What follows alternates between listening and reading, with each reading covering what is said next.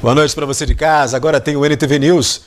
Colocou um alerta para golpe do cartão em Patos de Minas. Vereadora diz que reformas em escolas da rede municipal devem causar transtornos do retorno às aulas. Bate-boca em torno do futuro e projetos do campo do Vila em Patos de Minas. Bombeiros resgatam animal em quintal de residência após cheia do Rio Paranaíba. Equipes de Patos de Minas conquistam taça em campeonatos disputados em São Paulo. O diretor de futebol do Cruzeiro diz que o objetivo para a temporada é austeridade e protagonismo do clube. Levantamentos definitivos do censo 2022 só devem ser conhecidos em abril deste ano. A importância das imunizações e de manter o cartão de vacinação em dia. CNH está 20% mais cara em Minas Gerais. O que explica a queda do dólar e quais os impactos para a economia? A ampliação na castração e microchipagem de animais em Patos de Minas por meio de programa estadual. Agora no NTV News, que já está no ar.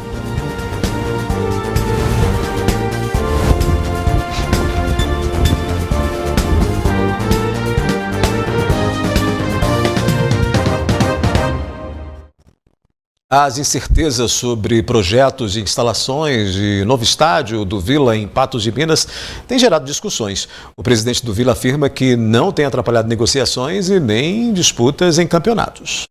O antigo estádio Batistão, conhecido como o Campo do Vila, vem gerando discussões desde que o local foi desativado.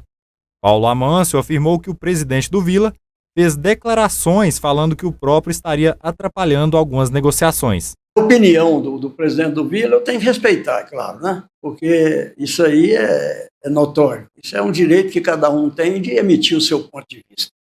Agora, considerando que ele citou meu nome, falando que eu tinha tentado atrapalhar a negociação, eu quero esclarecer o seguinte: eu não tentei atrapalhar a negociação. Porque desde o começo da doação do terreno do Vila, eu fui um dos que trabalhei para que o Vila tivesse propriedade, que ele tinha só o direito de uso do terreno na época. Então, na época, eu era secretário da Câmara Municipal e o vereador Adalto Antônio Gonçalves, finado Adalto Antônio Gonçalves, pediu que eu elaborasse um projeto doando o terreno para o Vila, mas colocando uma cláusula de impermutabilidade e empenhorabilidade. Quer dizer, não podia ser vendido. Essa é a nossa participação. Eu não quis atrapalhar o negócio, eu quis dar legalidade à transação que estava sendo feita. Afirmações que, segundo Almir Justino, o presidente do Vila, não ocorreram. Não aconteceu nenhuma declaração. Inclusive, a gente não trabalha desse modo. A diretoria do Vila trabalha bem transparente. A gente não faz isso, não é do feitio nosso. Nenhum momento, você pode procurar em qualquer veículo de comunicação, foi citado o nome desse cidadão. Paulo direcionou algumas perguntas para o presidente sobre algumas estruturas que estavam no estádio e também sobre campeonatos disputados. As 3 perguntas que eu fiz é o seguinte: quando eles cutucam a gente fica aborrecido, né? Então eu fiz 3 perguntas que eu vou fazer também ao Ministério Público, então eu fiz diretamente ao presidente do Vila. Eu quero saber onde é que está a iluminação do estádio, onde é que está a estrutura do ginásio do estádio, e quantos campeonatos essa diretoria participou da Liga Patense de Desportos. São as 3 perguntas que eu fiz e são as 3 perguntas que eu vou fazer ao Ministério Público, porque a iluminação foi doada pelo, então, deputado Paulo Piau, e é dinheiro público. O ginásio foi construído com recurso, na época, do finado e já saudoso deputado Bernardo Rubinho de Queiroz. É dinheiro público. E o clube, pelo que me consta oficialmente, não participou de nenhuma competição, a não ser através da escolinha. A escolinha participou, mas o Vila Amador não participou, nenhuma competição. Perguntas que foram respondidas por Almir. O ginásio e a iluminação, quando a gente inaugurar as novas estruturas, ele vai ver onde elas estão. Elas vão estar lá, muito melhores, por sinal, do que tinha aqui. E os campeonatos, é só ele ir lá na Liga e procurar. A Liga tem lá, eu não sei de cabeça quantos campeonatos. O Vila participou de todos os campeonatos infantis, juvenis que a Liga fez, todos. O Vila participou de todos. Então é só ele ir lá na Liga e procurar, que ele vai encontrar. Sobre os projetos para o estádio, ainda não se sabe se permanecerá o mesmo nome. Já estão prontos os projetos, faltam algumas correções que o arquiteto vai fazer para a gente, que a gente pediu para modificar algumas coisas. A gente não sabe ainda o nome, se vai ser Batistão, a gente não sabe ainda, é um novo estádio, é vida nova, a gente não, o passado ficou para trás. Não existe mais Batistão, então a gente não sabe o nome. Pode ser Batistão, mas pode ser outro nome também, a gente não sabe disso ainda. Já não apega a isso, não. As obras devem, assim que fizer essa correção nos projetos, devem começar as obras. A gente pensa que dentro de 1 ou 2 meses deve estar começando. Vai ter que ser feita uma licitação, como é público, a prefeitura vai fazer uma licitação para ver quem o concorrente que ganha a licitação. De acordo com o presidente, a área do estádio deverá ter novas dependências. Vai ser composto, o centro de treinamento vai ser composto de um campo oficial, com arquibancada, 2 campos societies, todos os 3 iluminados, uma quadra poliesportiva e mais uma área de administração que compõe de sala de diretoria, secretaria, banheiro para deficientes, vestiários, restaurante, um bar-restaurante panorâmico de frente para o campo. Eu acho que são essas tudo que vai estar dentro do projeto. A cheia do Rio Paranaíba impacta também na fauna ribeirinha. Nessa terça-feira, um cágado foi resgatado pelo Corpo de Bombeiros após ser encontrado no quintal de uma residência. A casa em questão é a última da Rua Carmo do Paranaíba, no bairro Vila Rosa. A residência é conhecida por ser a primeira que é afetada quando o Rio Paranaíba transborda. Dentro da casa havia um cágado e um filhotinho. A moradora acionou o Corpo de Bombeiros, que através de equipamentos de segurança capturaram o animal e o devolveram a seu habitat natural no Parque Ecológico ao lado da casa. A moradora relatou que há semanas atrás havia outro animal silvestre, no caso, uma cobra. Porém, após a água abaixar, a cobra foi embora. Primeiramente, observar o animal, tentar identificar, pegar o máximo de informações possíveis, entretanto, sempre mantendo ali uma segurança com relação ao animal. No caso aqui, se tratava de um cágado, entretanto, muitas vezes podem aparecer algum tipo de animal peçonhento, algum tipo de animal que ofereça algum risco. Então, é interessante sempre tentar identificar, mas sem se expor ao risco. Caso algum animal silvestre apareça na residência, a orientação é que entre em contato com o Corpo de Bombeiros através do número 193. Fala de futebol aqui no News. Diretor do Cruzeiro diz que o objetivo é austeridade e protagonismo no clube celeste. E equipes de Patos de Minas conquistam taça em campeonatos disputados em São Paulo.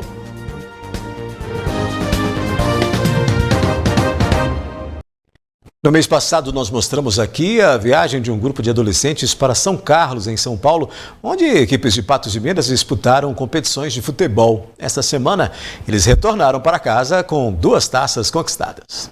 Ao todo, eram 57 atletas patenses em busca de espaço no futebol de base, disputando 3 modalidades do Santa Cup, competição que contou com 230 equipes do município paulista de São Carlos.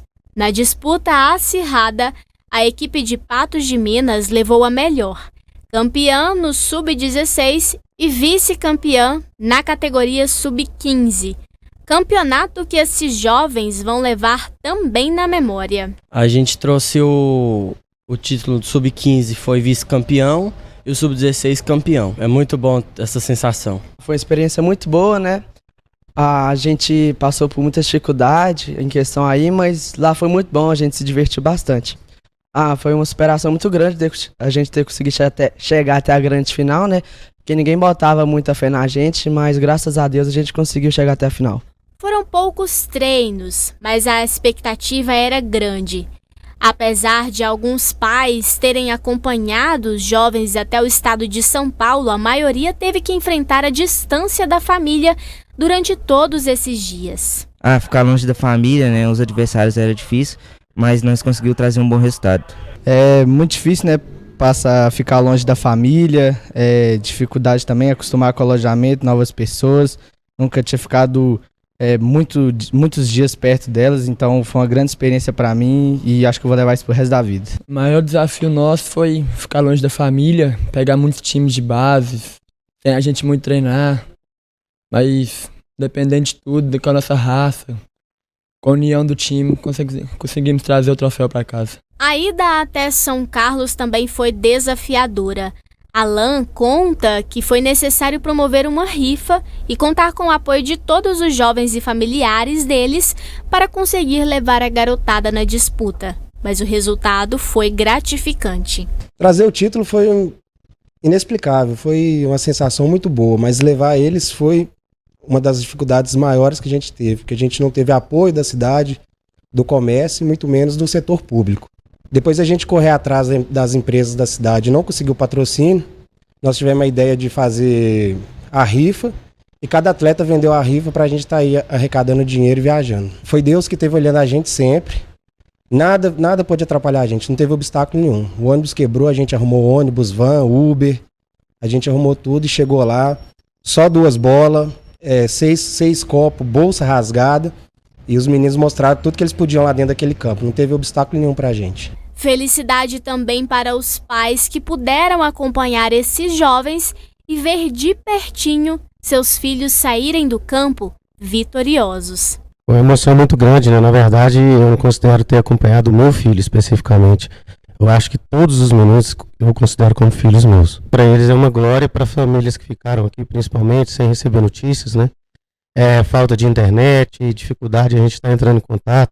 Cada um aqui com o coração na mão e eles receberam esse prêmio com muito merecimento. É uma emoção muito grande ver meu filho realizar os sonhos dele e os outros colegas também.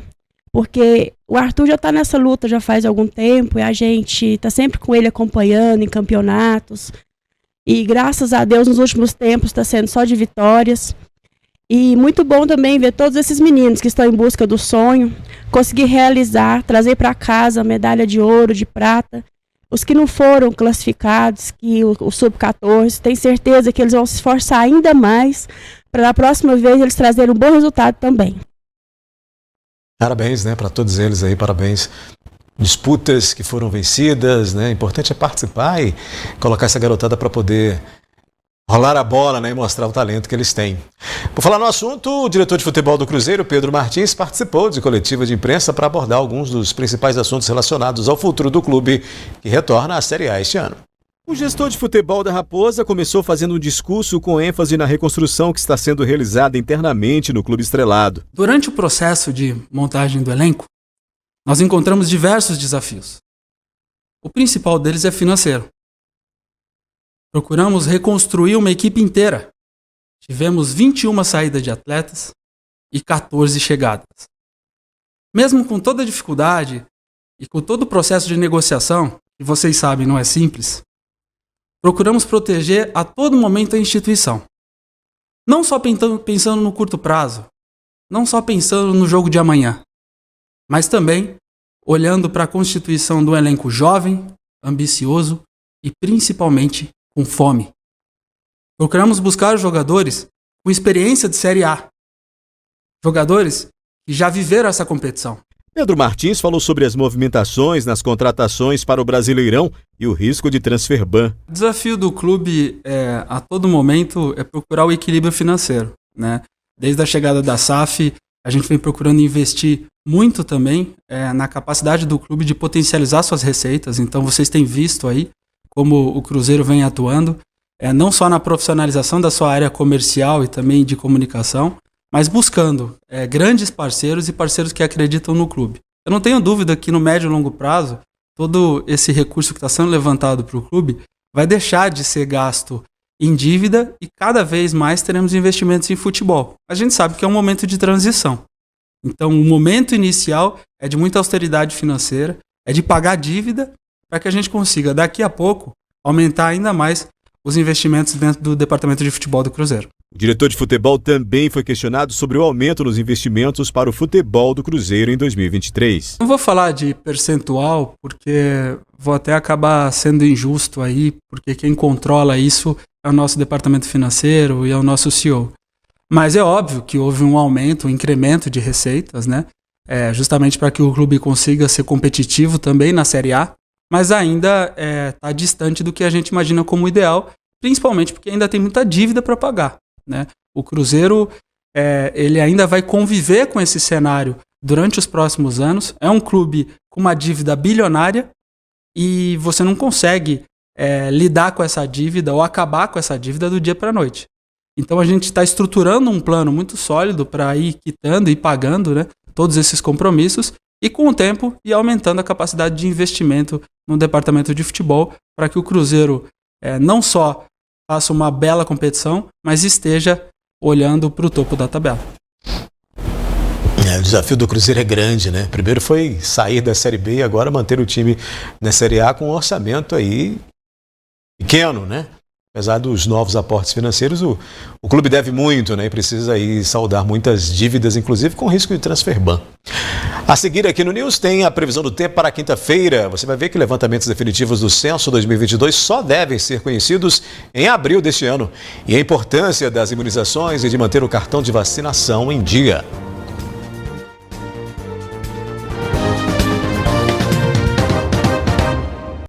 Os resultados definitivos do censo 2022 só devem ser conhecidos em abril deste ano. O novo adiamento foi causado pela falta de recenseadores e a dificuldade de encontrar os moradores em casa. O estudo para a contagem da população brasileira deveria ter sido feito em 2020. E de lá para cá, a pandemia, restrições orçamentárias e dificuldades no trabalho de campo adiaram a entrega dos resultados sucessivas vezes. Durante a coleta de dados, o IBGE teve que alongar o período da operação pela falta de pessoal. De acordo com o Instituto, a escassez de mão de obra em alguns municípios foi consequência de mais oportunidades de emprego existentes no local. A dificuldade de encontrar as pessoas nas residências também foi um desafio a mais e contribuiu para o atraso. Aproveito a oportunidade para solicitar a colaboração da população. Que recebam os nossos recenseadores nessa reta final. Nós estaremos em campo aqui em Minas Gerais até o dia 28 de fevereiro, que todos os mineiros sejam contados e tenham suas características registradas. Desde a década de 1970, a vacinação é disponibilizada para toda a população brasileira, em todas as idades, e é arma fundamental no enfrentamento de diversas doenças.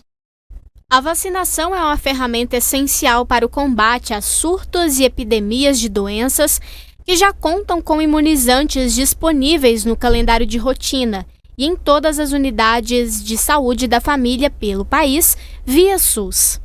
A vacinação tem um papel muito importante na prevenção de doenças preveníveis, né? Que são causadas por vírus, bactérias, né? Então, a função da vacinação é prevenir essas doenças, evitar mortes causadas por essas doenças. O cartão de vacinas é um documento com dupla função: permitir ao usuário do SUS saber quais vacinas já tomou e, ao mesmo tempo, possibilitar ao Estado acompanhar o nível de imunização das pessoas. O calendário engloba todas as faixas etárias, sendo a infância a mais importante. Por isso, o alerta principal é para os pais e responsáveis. A gente deixa um alerta aos pais, né, que é muito importante estar vacinando as crianças, não atrasar as vacinas, porque a criança, praticamente todos os meses, ela tem uma vacina para ser tomada. Então, se o pai deixa de levar essa criança em um mês, no próximo mês vai ser tomada mais vacinas. Então, é muito importante seguir o calendário, as orientações da unidade e não deixar de levar essa criança para ser vacinada. O senhor João está ciente da importância de manter o cartão de vacinas atualizado. A vacina, ela é essencial.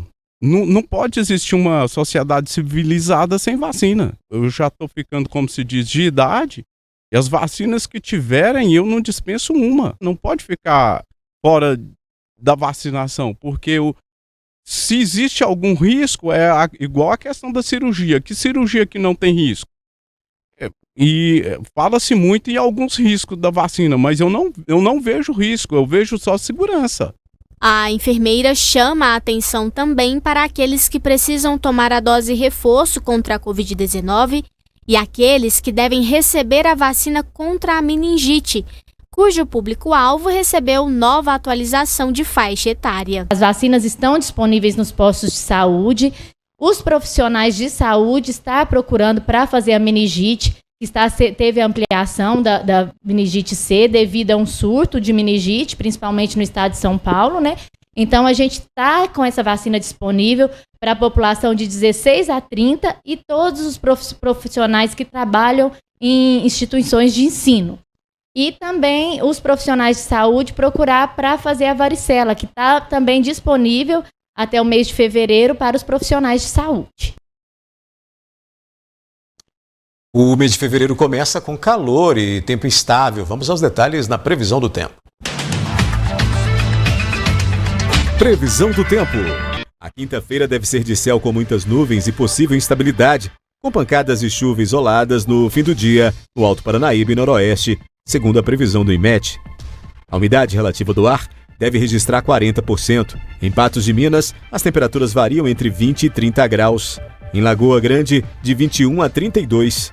Em Monte Carmelo, mínima de 19 e máxima de 31 graus. Em Presidente Olegário, variação de 19 a 32 graus. E em Lagoa Formosa, os termômetros marcam de 20 a 30 graus nesta quinta-feira.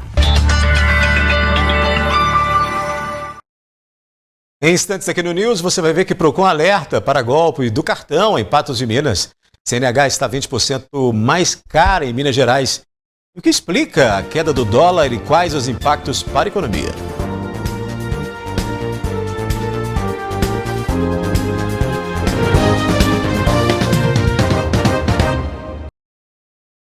Os 513 deputados e 27 senadores eleitos em outubro de 2022 tomaram posse nesta quarta-feira em Brasília. Após a posse foram eleitas as mesas diretoras da Câmara dos Deputados, que está sendo votada ainda, né?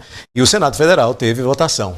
O deputado Arthur Lira concorre, né, à reeleição nesta quarta-feira para a presidência da Câmara dos Deputados. Concorrem com Lira o deputado Chico Alencar do PSOL e Marcelo Van Hatten do Novo. Neste momento, a Câmara faz essa apuração dos votos. No Senado, Rodrigo Pacheco, do PSDB de Minas, foi reeleito para o cargo de presidente. Concorriam com ele Rogério Marinho, do PL, e Eduardo Girão, do Podemos, que desistiu da candidatura ali, anunciando seu apoio a Marinho, e não foi suficiente. O placar da votação no Senado ficou em 49 a 32. Foram empossados na tarde desta quarta-feira, na Assembleia Legislativa de Minas Gerais, os 76 deputados estaduais eleitos após a posse. Foi realizada a eleição da nova mesa diretora para o biênio 2023-2025. Os deputados elegeram Tadeu Leite, do MDB, para a Assembleia Legislativa de Minas Gerais. Portanto, presidente aí, o Tadeu Leite. Agora a gente fala do Procon, né? Porque o Procon Municipal publicou um alerta para as ações de golpistas em Patos de Minas. E veja bem, o órgão de defesa do consumidor informou que patenses estão recebendo ligações, supostamente, de um banco, informando problemas com a conta ou cartão e solicitando que os cartões sejam entregues a um funcionário que vai até a casa da vítima. Olha só, o Procon alerta que isso é golpe e ressalta que as instituições financeiras não realizam esse tipo de serviço. Muito cuidado, né? No caso de dúvidas, a orientação é para entrar em contato com a agência bancária e não dar mole aí para a bandidagem que a cada dia inventa uma maneira nova de tirar o dinheiro do cidadão. Quem precisa renovar, tirar ou mudar de categoria na Carteira Nacional de Habilitação vai pagar mais caro nas taxas para a realização de exames a partir desta quarta-feira em Minas Gerais. Os custos dos exames médicos e psicotécnicos para tirar, renovar e para mudar de categoria de CNH em Minas Gerais estão mais caros a partir de hoje. Os valores foram reajustados nas clínicas credenciadas ao Detran. O preço do exame médico e psicológico, que custava R$ 169,28, subiu quase 20% para R$ 200,20. Segundo o Detran, os preços não eram reajustados desde 2018 e foram calculados pela variação do Índice Nacional de Preços ao Consumidor Amplo, o IPCA. O dólar vem se desvalorizando desde a semana passada em meio à movimentação da economia global. No Brasil, a moeda norte-americana sofreu queda de 3,88% no acumulado de janeiro. Mesmo ainda estando em um patamar elevado, a queda é significativa em comparação ao ano anterior. O primeiro mês de 2023 terminou com a menor cotação da moeda norte-americana desde o início de novembro de 2022. A movimentação da moeda, ela vai muito do uso interno e externo, né? Como a gente olha para o Brasil em 2022, a gente exportou 61 bilhões em dólar. Já importamos em 2021, não tem o dado exato de 2022 ainda, mais de 219 bilhões. O Brasil ele vem crescendo cada vez mais, um dos nossos grandes exportadores é o agro, né? E isso impacta diretamente com a nossa economia e a valorização do dólar. Alguns fatores, como a entrada de fluxo estrangeiro para o nosso mercado, favorecem uma melhora no índice econômico, assim como o cenário externo. É muito importante a gente lembrar também, né, que o dólar ele está alto, ele está baixo, é completamente relativo. Empresas brasileiras que produzem os seus produtos em real e exporta para fora em dólar, tem vantagem quando o dólar está em alta. Já quando a gente vai importar, que no momento é a nossa maior compra, a gente acaba deixando as coisas um pouquinho mais caras aqui no Brasil. Os próximos anos, a gente vê sim uma desvalorização do dólar frente ao real, porque a economia do Brasil em geral, ela está em crescente. A queda do dólar, que ficou abaixo de R$ 5,10, provoca impactos na economia brasileira. Isso vai nos impactar em setores diferentes. Quando a gente olha para o petróleo, né, que a gente tem uma exportação muito grande, isso é favorável, isso vai deixar os números da Petrobras cada vez melhor. Só que quando a gente olha para a área tecnológica, quando a gente olha para os fertilizantes, a nossa importação vai fazer com que os preços deles fiquem um pouquinho mais caros nas nossas prateleiras. Mas tudo é um ponto de vista. Se a gente pretende que o Brasil cresça cada vez mais, faz sentido a gente começar a preparar mais a exportação e nesse cenário o dólar em alta é positivo. Se a gente pensar em importar, ser cada vez mais dependente de outros países, a gente já vai querer que o dólar caia para a gente ter esses valores mais interessantes. Mas isso tudo é um ponto de vista. No meu olhar, eu pretendo que o Brasil cresça cada vez mais, seja mais autônomo e a gente precisa importar menos. Para o empresário do setor de finanças, é necessário que se avalie com perspectivas diferentes o sobe e desce do dólar. É muito importante quando a gente fala do dólar, olhar para os cenários, né, que o movimenta. Então a gente tem hoje a política monetária do Brasil, que a gente está com a Selic próxima a 14%, e isso influencia diretamente a inflação do país, a impressão de moeda, e a gente acaba conseguindo controlar um pouco mais a grande alta do dólar, como a gente viu nos anos passados, quando a Selic estava em 2, em 2,5, o dólar estava em alta, mas nesse momento também o país estava sendo muito beneficiado na exportação de produtos como a Suzano, a Klabin, que produzem em real e exportam em dólar. O cenário do cupom para a Selic é que no próximo ano a gente tenha ou uma pequena atualização para mais 0,25% ou 0,50%, ou que a gente permaneça na mesma situação. Se o país conseguir internamente fazer uma produção mais autossuficiente, a gente vai conseguir segurar e estabilizar a nossa inflação, fazendo com que o nosso real aqui no Brasil tenha um poder de compra. Quando a gente visualiza essa situação monetária, a gente pode nos comparar a outros países. Frente ao dólar, a gente tem aí 5 e poucos reais, mas quando a gente olha para países tão pequenos quanto o Peru, que tem 33 milhões de habitantes, muito próximo a 2, 3 vezes o que a gente tem na nossa capital de São Paulo, e a moeda deles estarem mais valorizada do que o real, mostra que a gente tem muito ainda a aprender na nossa economia. A seguir, a vereadora diz que reformas em escolas devem atrasar o início das aulas na rede municipal de ensino e a ampliação na castração e microchipagem de animais em Patos de Minas por meio de programa estadual. Após Patos de Minas ser selecionado para participar de programa de esterilização de animais domésticos, a microchipagem e castração devem ser ampliadas no município.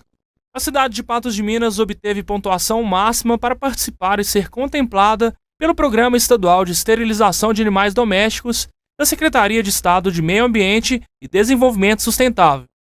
A iniciativa irá ampliar a castração e a microchipagem de cães e gatos. O município foi escolhido porque a gente tem tido um destaque nesse processo de castração, né, de esterilização de cães, através de um convênio que a ASPA, que o município tem com a ASPA, e também por causa do programa de microchipagem, que é o Conheça Seu Amigo. Devido a isso, o município foi contemplado para receber esses recursos para esse projeto de castração. Desde 2020, Patos de Minas já tem avançado nas políticas de manejo populacional de cães e gatos. Instituímos, primeiramente, o Estatuto de Defesa dos Animais, depois constituímos o Fundo de Defesa dos Animais, o Conselho Municipal de Defesa dos Animais também. Já está em vigor o programa de microchipagem, né, que é desenvolvido aqui no nosso município desde o ano de 2022, maio de 2022. Coordenadora de Vigilância em Saúde em Patos de Minas, Geise Marques afirma que, dentre outros benefícios, a castração auxilia no bem-estar e na saúde dos animais, evitando, por exemplo, doenças cancerígenas nas cadelas. Em parceria com a ASPA, né, que é a Associação de Proteção Animal e Ambiental do nosso município, Patos de Minas já tem um convênio, né, a Prefeitura Municipal de Patos tem um convênio para promover a castração também. Então, desde 2019, a gente vem castrando os animais em situação de rua, animais da população de baixa renda, os animais sob a tutela da própria ONG. Então, a gente precisa ampliar e essa é uma brilhante oportunidade da gente receber recursos para ofertar esse serviço ainda com mais eficiência e ampliar os números, né? E abranger toda essa população que necessita fazer o controle reprodutivo dos seus animais e que por motivos, né, por falta de recursos financeiros, não consegue promover esse bem-estar. Voluntária na ASPA, Juliana estima que há mais de 10 mil animais vivendo nas ruas de Patos de Minas. Ela afirma que o programa é de extrema importância para mitigar a situação. A gente sabe muito bem, né, que a procura para castração é muito grande de cães e gatos da população e também de animais de rua que nós temos. Muitos animais abandonados e isso vai ser muito importante para diminuir essa quantidade de animais nas ruas, que é o que o pessoal sempre tem reclamado, né? Patos de Minas irá receber um montante de R$ 495 mil proporcionais à estimativa do número de animais do município. Irá beneficiar cães e gatos que vivem nas ruas, animais de estimação de famílias de baixa renda ou assistidos por ONGs. Patos de Minas foi privilegiado e conseguiu estar em primeiro lugar devido a toda essa organização, desse arranjo da política de manejo populacional de cães e gatos que já está acontecendo aqui. A ASPA é fundamental, né? Ela sempre é a nossa grande parceira e agora nós vamos esperar, né, a firmar o convênio, receber os recursos para que a gente possa então realizar o planejamento de como será, né, os cadastros, os agendamentos da ampliação desse serviço para o nosso município. A intenção nossa agora é castrar, como já tem sido feito, mais ou menos 10 animais dia, de segunda a sexta-feira. E no segundo semestre a gente pretende ampliar isso aí e vamos dobrar essa quantidade de animais que serão castrados. A gente muda de assunto. As reformas que estão sendo realizadas em algumas escolas da rede municipal de ensino em Patos de Minas devem causar transtornos na volta às aulas. A vereadora professora Beth publicou nas redes sociais que, após visitar 3 escolas municipais que estão em reforma, encontrou entraves que poderão impactar na volta às aulas, agendadas para ocorrerem no dia 6 de fevereiro.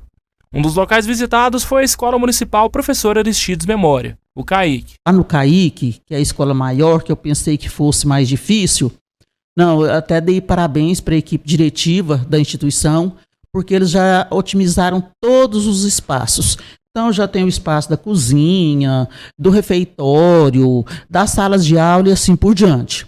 A gente sabe que no período de reforma é mais assim tumultuado mesmo, que a gente tem que ficar deslocando os alunos e assim por diante.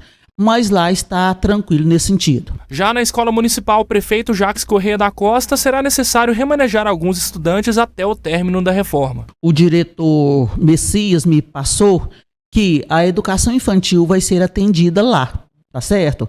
Na parte superior, lá nas salas de aula.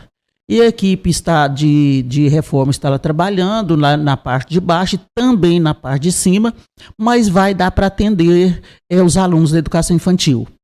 Agora, os outros anos de escolaridade, segundo ele, está aguardando o contrato ficar pronto para que as outras turmas sejam encaminhadas para a escola IP, né, que está saindo da sua sede. Beth conta que das 3 escolas municipais visitadas, a Frei Leopoldo, situada no bairro Várzea, é a mais afetada pelas obras. O que está mais impactando, se bem que a sala dos professores também estava toda destruída, eu acredito que hoje esteja também, que só hoje que eu não fui lá, certo? mas com os professores é mais fácil da gente alocá-los, né? Agora, o secretário me disse que uma alternativa será o fornecimento do lanche seco para os alunos. Seco, quando a gente fala, é pão com leite, né? Coisa nesse sentido. Agora, terá que fazer a limpeza lá no pátio principal, né? Que é o espaço que os alunos têm para ficarem. E a própria entrada da escola também, e para os pais e alunos chegarem ali. A vereadora afirma que, em contato com a Secretaria de Educação, teria sido informada que, apesar dos problemas relatados, as aulas não serão adiadas. Como eu fui até Frei Leopoldo na segunda-feira, ontem eu voltei. Na segunda-feira havia somente um pedreiro e um servente na cozinha. E o serviço da cozinha estavam todos por fazer praticamente.